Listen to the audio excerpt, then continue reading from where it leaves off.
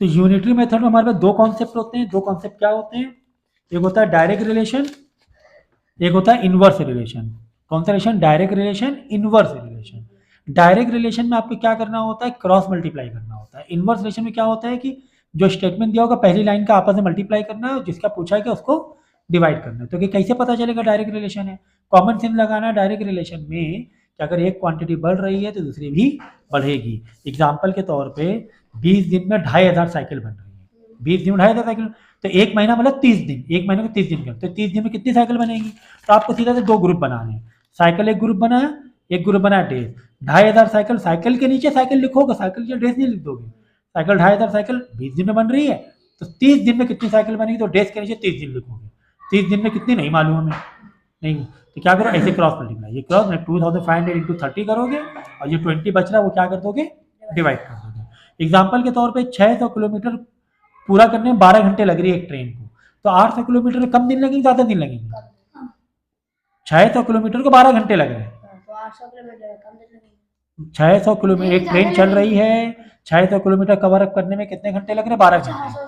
अगर उसको ज़्यादा किलोमीटर कवर करना है तो टाइम क्या लगेगा? ज़्यादा ही लगेगा टाइम, तो और दूर जाना और ज़्यादा टाइम लगेगा।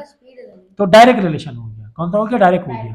तो आपको दो ग्रुप बनाने, 600 किलोमीटर को 12 घंटे, मतलब एक बनाना ग्रुप किलोमीटर, एक बनाना आवर।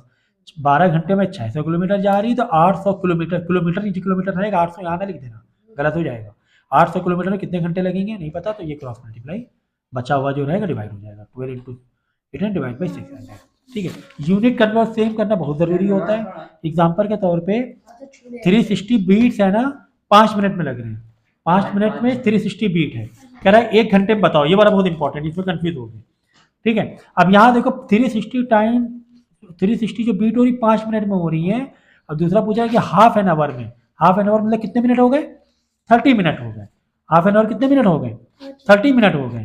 तो हमेशा उसको भी एक यूनिट में ले लेना। अगर पहला वाला मिनट में दिया हुआ है तो दूसरा वाला आवर को भी किस में ले लेंगे?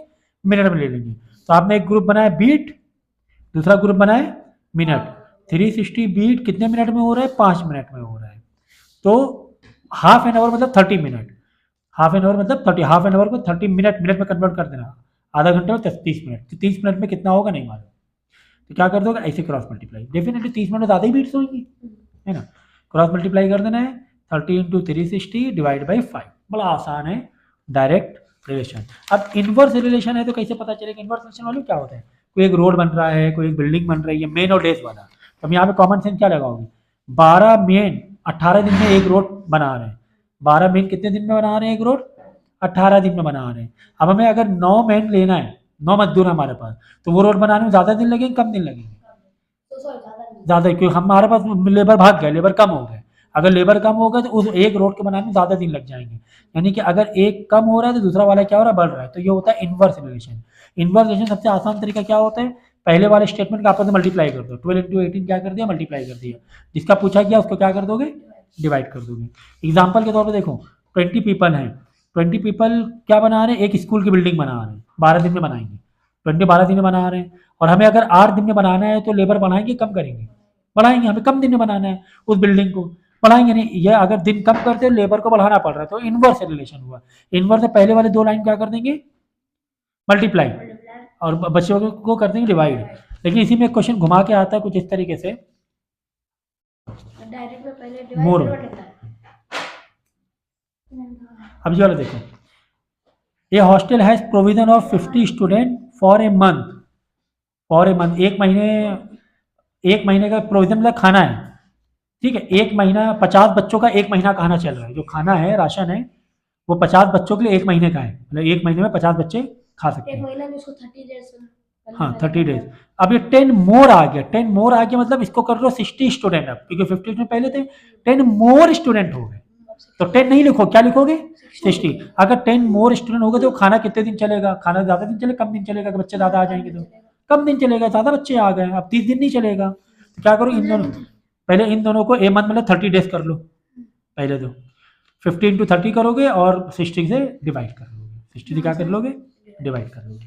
ठीक है, जैसे 112 मेन मिल के एक बिल्डिंग में देखो एक टनल बना रहे हैं, है ना, मतलब इनवर्स वाला है, एक को एक टनल बना रहे हैं, 72 दिन लग रहे हैं।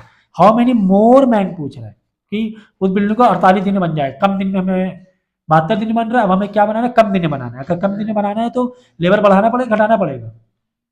अगर कम दिन में वो टनल बनाना है, लेबर को बढ़ाना पड़ेगा। नहीं, इनवर्स रिलेशन है। कौन सा रिलेशन है? इनवर्स रिलेशन है। इनको क्या करो, आपस में मल्टीप्लाई करोगे, 112 इंटू 48 72 आपस में मल्टीप्लाई किया। जो पूछा गया है 48 डेज में बनाना है, 48 क्या कर लोगे, डिवाइड कर लोगे। और ये क्वेश्चन क्या पूछा, हाउ मेनी मोर पूछ रहा है। मोर मतलब जो भी आंसर आएगा उसका डिफरेंस आपको देना है। आंसर जो भी आंसर आएगा उसका डिफरेंस डालिए। मोर पूछ रहे हैं ना, पहले आंसर निकाल लो। क्या करेंगे, 48 72 6 12 4 दा 12 6 दा, फिर 4 2 दा 4 3 दा 2 1 दा 2 56 दा 56 इंटू 3 18 5 3 15 16 168 लेबर लगेंगे। कितने लगेंगे? 168। लेकिन क्या पूछा, हाउ मेनी मोर पूछ रहा है। हमारे पास 112 पहले से हैं, अब लगेंगे कितने, 168 लगेंगे। तो 112 को माइनस कर लो, 112 तो पहले से है ना, तो 168 अब चाहिए टोटल। 108 माइनस 12, 112 कर लोगे तो यानी 52 कितना आ रहा है, 56 ना, 56 लेबर और चाहिए। आगे बात समझो। तो इस तरीके से इनवर्स रिलेशन हमें करना होता है।